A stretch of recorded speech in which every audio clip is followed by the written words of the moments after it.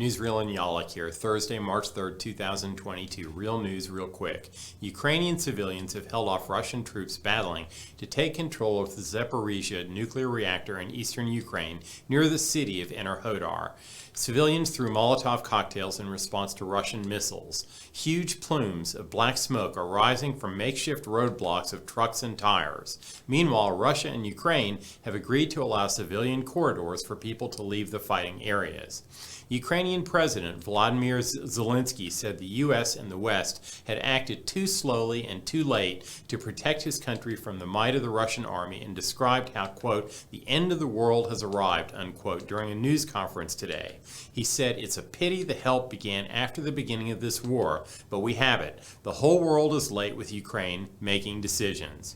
The White House does not support a ban on Russian oil imports into the United States, despite even House Speaker Nancy Pelosi joining in on the calls for the U.S. to cease buying Moscow's oil. Press Secretary Jen Psaki told reporters on Thursday, we don't have a strategic interest in reducing the global supply of energy, and that would raise prices at the gas pump for the American people. That's not surprising, considering how Biden has emasculated the U.S. domestic energy industry.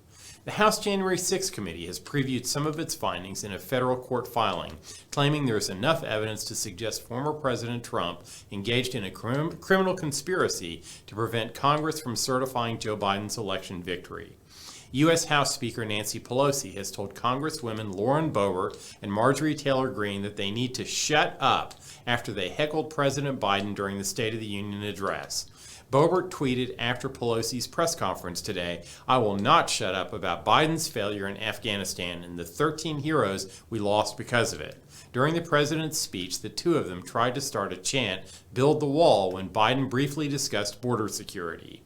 Former U.S. Attorney General William Barr says President Donald Trump fired him on the spot when he told the president his election fraud claims were bull something right before Christmas 2020.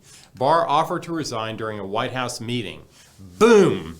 Trump responded, accepted. President Joe Biden had the lowest viewership for his State of the Union address in any of his four predecessors' first addresses, with only 38.2 million watching.